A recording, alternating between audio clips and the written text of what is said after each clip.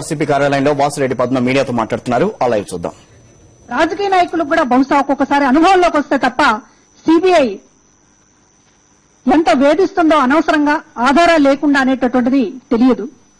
ఈ రాష్ట్రంలో సిబిఐ సంబంధించినటువంటి జగన్మోహన్ రెడ్డి గారి కేసు దగ్గర నుంచి సిబిఐ అనేటటువంటిది ఎవరో పైన ఉండి ఆడిస్తే ఎంతగా ఆడుతుంది అనేటటువంటిది ఈ రోజు రాష్ట్ర ప్రజలందరికీ తెలిసినటువంటి విషయం. కానీ అందులో పనిచేసినటువంటి అధికారులకి ఖచ్చితంగా సిబిఐని ఒక ఆయుధంగా ఉపయోగించుకోవచ్చు, ఒక బ్రహ్మాస్త్రంగా పాశుపతాస్త్రంగా ఉపయోగించుకోవచ్చు అనేటటువంటి విషయం బాగా తెలుస్తుంది. కనుకనే ఈ రాష్ట్రంలో కేంద్ర హోంశాఖతో పాటుగా తెలుగుదేశం పార్టీలో ప్రధాన పాత్ర పోషిస్తున్నటువంటి మాజీ సిబిఐ అధికారుల పాత్ర కూడా ఇందులో ఉండి ఉండవచ్చు అనేటటువంటి అనుమానాలు ఈ రోజున కలుగుతా ఉన్నాయి. ఎందుకంటే ఇవాళ సిబిఐ మాజీ డైరెక్టర్ల అభిప్రాయాలు చూస్తా ఉంటే కొంతమంది వ్యక్తులను వేధించడానికి కేంద్ర హోంశాఖ సూచనలు ఇస్తుంది. ఆ కేసును ఎట్లా దర్యాప్తు చేయాలి, ఎట్లా కేసులు పెట్టాలి అనేటటువంటిది చాలా క్లియర్ గా చెప్పడం జరిగింది. ఈ రాష్ట్రంలో ఎమ్మెల్యేగా ఉన్నటువంటి కాంగ్రెస్ పార్టీ ఎమ్మెల్యేగా ఉన్నటువంటి శంకర్రావు అయినా హైకోర్టుకు ఒక లేఖ రాస్తే ఆ లేఖలో ఇంప్లీడ్ అయ్యి అసలు తనకు సంబంధం లేకపోయినా కూడా తెలుగుదేశం పార్టీ దానికి సంబంధించినటువంటి నాయకులు హైకోర్టుకు వెళ్లడం దగ్గర నుంచి ఈ రోజున సిబిఐకి సంబంధించినటువంటి దర్యాప్తు ప్రతి అంశంలో కూడా కొన్ని పత్రికల్లో ఈనాడు ఆంధ్రజ్యోతిలో కొన్ని లీకులు రావడం, లీడ్స్ రావడం, దర్యాప్తుని ఎలా లీడ్ చేయాలి అనేటటువంటి పద్ధతిలో కూడా కొన్ని కథనాలు రావడం, ఆ రకంగానే సిబిఐ దర్యాప్తు జరగడం, లేదా సిబిఐ ముందుగానే ఇట్లా చేస్తుంది అనేటటువంటి దాంతో లీకుల పేరుతోటి ఆ పత్రికలు బయట పెట్టడం, దాన్ని పట్టుకుని తెలుగుదేశం పార్టీ నాయకులు ఆ తర్వాత ప్రెస్ మీట్లు పెట్టి దాన్ని చిలవల పొలవలుగా వర్ణించటం, ఇదంతా గత సంవత్సర కాలంగా జరుగుతున్నటువంటి ఈ రాష్ట్రంలో ఒక తంతు. సిబిఐ అనేటటువంటిది కేంద్ర హోంశాఖ ఆదేశాల మేరకు ఇవాళ కేసులు నడిపిస్తుంది, కక్షగట్ట వ్యవహరిస్తుంది, ఎంపిక చేసుకున్న వ్యక్తుల మీద దాడి చేస్తుంది అనేటటువంటిది అందులో పనిచేసినటువంటి అధికారులు చెప్తున్నప్పుడు ఆ కేంద్ర హోంశాఖ మంత్రి చిదంబరం గారిని ఇక్కడ చంద్రబాబు నాయుడు గారు రహస్యంగా కలుసుకున్నారు అనేటటువంటిది కూడా బయట వ్యక్తమైనప్పుడు, స్వయంగా పార్లమెంటు సాక్షిగా బయటపెట్టినప్పుడు దాని మీద తెలుగుదేశం పార్టీ ఇంతవరకు స్పష్టమైనటువంటి వివరణ చిదంబరం చంద్రబాబు కలయికకు సంబంధించినటువంటి ఒక స్పష్టమైన వివరణ ఇంతవరకు ఇవ్వకపోవడం గురించి ఈ రోజు చాలా అనుమానాలు వ్యక్తమవుతున్నాయి. సిబిఐ అనేటటువంటిది జగన్మోహన్ రెడ్డి గారి మీద ఎప్పుడైతే ఆయన కాంగ్రెస్ పార్టీలోంచి బయటకు వచ్చారో, వైఎస్ఆర్ కాంగ్రెస్ పార్టీ పెట్టారో, ఈ రాష్ట్రంలో కాంగ్రెస్ పార్టీ ఉనికికి ప్రమాదకరంగా మారారో అప్పటి నుంచి కూడా సిబిఐ వేధింపులు అనేటటువంటివి అది ఒక రకంగా దర్యాప్తు పేరుతో జరగడం లేదు. మేము లేవనెత్తినటువంటి అనేక న్యాయమైనటువంటి విషయాలకి ఈ రోజున సిబిఐ విలువ ఇవ్వడం లేదు.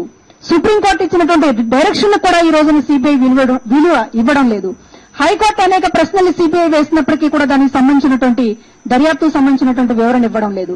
తనకి ఇష్టం వచ్చిన పద్ధతిలో చేసుకుపోతాను అనేటటువంటి విధంగా సిబిఐ ఇక్కడ వ్యవహరిస్తా ఉంటే, ఇక్కడ తెలుగుదేశం పార్టీ సరే కేంద్రానికి కోపం ఉంటుంది. కాంగ్రెస్ పార్టీ నుంచి జగన్మోహన్ రెడ్డి గారు బయటకు వచ్చారు, ఈ రాష్ట్రంలో కాంగ్రెస్ పార్టీ అడ్రస్ లేకుండా పోతుంది కనుక, లేకపోతే సోనియా గాంధీ గారిని ధిక్కరించి వచ్చారు, కాంగ్రెస్ హైకమాండ్ కి కేంద్ర ప్రభుత్వానికి జగన్మోహన్ రెడ్డి గారి మీద కక్ష కట్టడంలో, కత్తి కట్టడంలో ఒక అర్థం ఉంది.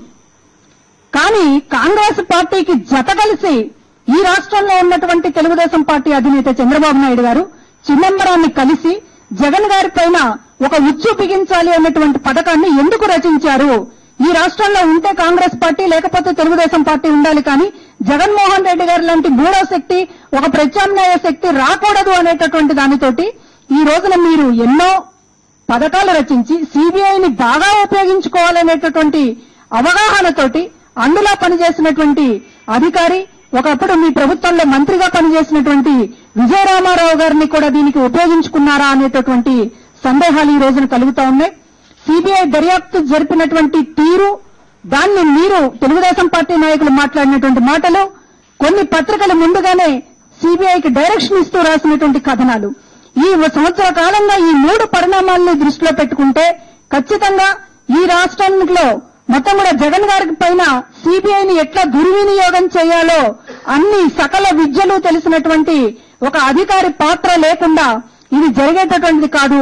అందువల్ల కేంద్ర హోంశాఖకి తోడుగా ఇక్కడ తెలుగుదేశం పార్టీలో పనిచేసినటువంటి మరి సిబిఐకి సంబంధించినటువంటి మాజీ అధికారి పాత్ర కూడా ఉందా అనేటటువంటి అనుమానాలు వ్యక్తమవుతూ ఉన్నాయి.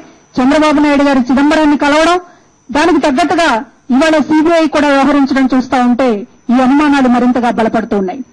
ఒక్కసారి మేము చంద్రబాబు నాయుడు గారిని అడుగుతున్నాం, ఈ రోజున సిబిఐ అనేటటువంటిది చాలా ఉన్నతమైనటువంటి సంస్థగా, సిబిఐ దర్యాప్తు చాలా చక్కగా జరుగుతున్నట్టుగా, జగన్మోహన్ రెడ్డి గారి సంస్థల మీద ఈ రోజు బ్యాంకు ఖాతాలు సీజ్ చేయడం దగ్గర నుంచి ప్రతి చర్యని కూడా ఇది చట్టపరంగా జరుగుతున్నటువంటి, న్యాయపరంగా జరుగుతున్నటువంటి చర్యగా అభివర్ణిస్తున్నటువంటి చంద్రబాబు నాయుడు గారిని ఒక విషయం అడుగుతున్నాము.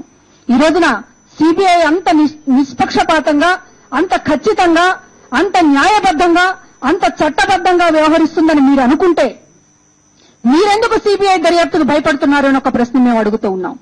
ఈ రోజున విజయమ్మ గారు హైకోర్టులో పిటిషన్ వేశారు, దాన్ని కొట్టేయడం జరిగింది, సుప్రీంకోర్టులో దాని మీద పిటిషన్ వేయడం జరిగింది. మీకు సంబంధించినటువంటి మీ హయాంలో జరిగినటువంటి అనేక భూముల కేటాయింపుల మీద, అట్లాగే 2 ఎకరాల ఆస్తుల నుంచి మీరు సంపాదించుకున్నటువంటి వేల కోట్ల రూపాయల మీద మేము ఎన్నో ప్రశ్నలు సంధించాం. ప్రజల్లో అనేక అనుమానాలున్నాయి. ఇవాళ 100 ఎకరాల భూమిని మీరు గోల్ఫ్ కోర్సులకి, లేకపోతే ఇంటర్నేషనల్ కన్వెన్షన్ సెంటర్లకి ఇవాళ మీరు హైదరాబాద్ చుట్టుపక్కల దారాదత్తం చేశారు. అటేంటి ఏఎంజీ సంస్థలకు గానీ, లేకపోతే ఇంకా అనేక విషయాలకు గానీ జరిగినటువంటి భూ కేటాయింపులకు సంబంధించి మేము అడిగినటువంటి ఏ ప్రశ్నకి మీరు సమాధానం చెప్పడం లేదు.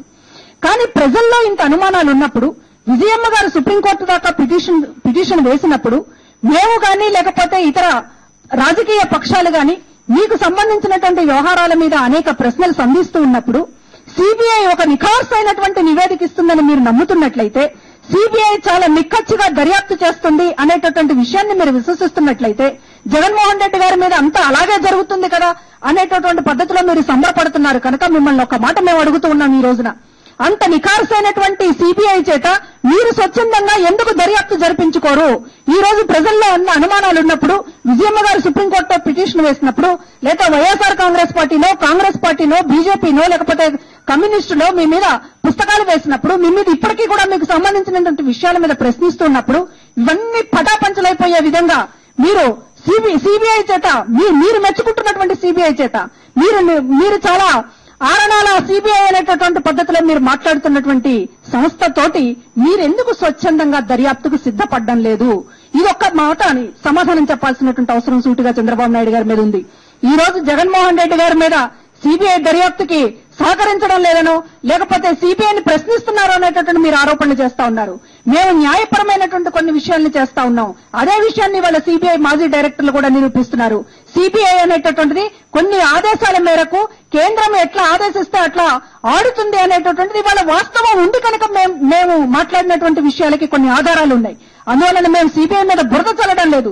సిబిఐ ఈ రోజున ఎంపిక చేసుకుని జగన్మోహన్ రెడ్డి గారిని ఈ రాష్ట్రం నుంచి ఎలిమినేట్ చేయాలి అనేటటువంటి ఒక లక్ష్యంతో పనిచేస్తుంది అనేటటువంటి దాంతో మేము మాట్లాడుతున్నాము. అందుకే ఈ సిబిఐ ఈ రోజున మంత్రుల జోలికి వెళ్ళడం లేదు, జీవోల జోలికి వెళ్ళడం లేదు, కాంగ్రెస్ ప్రభుత్వంలో జరిగినటువంటి భూ కేటాయింపుల జోలికి వెళ్ళడం లేదు. కేవలం జగన్మోహన్ రెడ్డి గారి రాజకీయ శక్తిగా ఉన్నటువంటి సంస్థలు, వ్యక్తులు, వీటన్నిటి మీద ఈ రోజున సిబిఐ టార్గెట్ చేస్తా ఉంది. దీన్ని మాట్లాడుతుంటే మీరు సిబిఐ ఎప్పుడూ లేని విధంగా ఒక ప్రతిపక్ష నేతగా ఉండి అధికారంలో ఉన్నటువంటి కాంగ్రెస్ పార్టీకి సంబంధించినటువంటి కేంద్రంలో, రాష్ట్రంలో ఈ రోజున అధికారం చెలాయిస్తూ సిబిఐని పూర్తి స్థాయిలో దుర్వినియోగం చేస్తున్నటువంటి కేంద్రంతో ఇవాళ మీరు చేతులు కలిపి చిదంబరం గారితో చీకటిగా కలిసి జగన్మోహన్ రెడ్డి గారిని వైఎస్ఆర్సీపీ కార్యాలయంలో వాసిరెడ్డి పద్మ మీడియాతో మాట్లాడుతూ సిబిఐని తమ సొంత ప్రయోజనాల కోసం వాడుకోవడం దేశంలో కొత్తమీ కాదని, రాష్ట్రంలో ఎల్లో మీడియా చెప్పినట్టుగానే సిబిఐ నడవడం, అలాగే సిబిఐ ఎలా దర్యాప్తు జరుపుతోంది అనే విషయాన్ని ఎల్లో మీడియా పోసుకొచ్చినట్టుగా వివరిస్తూ రావడం దర్యాప్తు విధంగా కాకుండా కక్షపూర్తి విధానంలో నడుస్తోందని చెప్పి సిబిఐ నడుస్తోందని చెప్పి పద్మ విమర్శించారు.